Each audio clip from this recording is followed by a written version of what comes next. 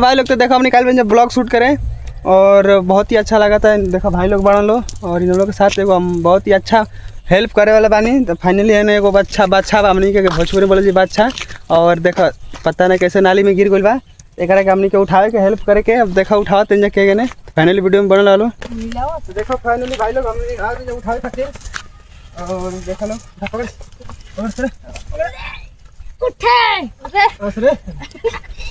देखो भाई लोग उठ नहीं के पाओ बेचारा।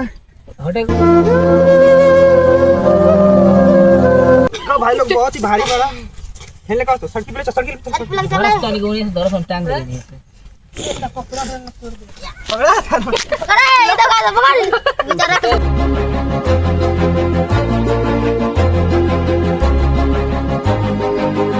ओके लगा लगा आपको ए बिता यार कुछ बता ये मतलब क्यों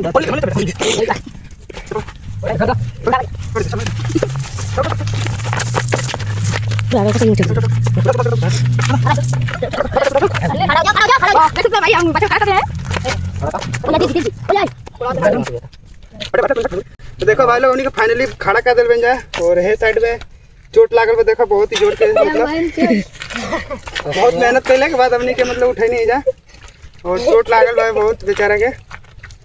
देखो लो फाइनल बहुत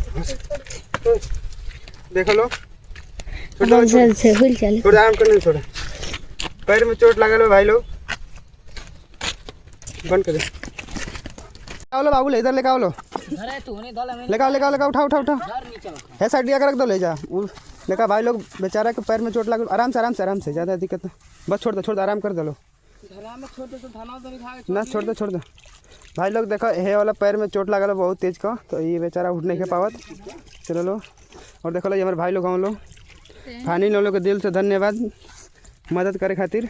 तो इधर नाली में देखो लो देखा इधर नाली में गिरल है गड्ढा में गिरल हन।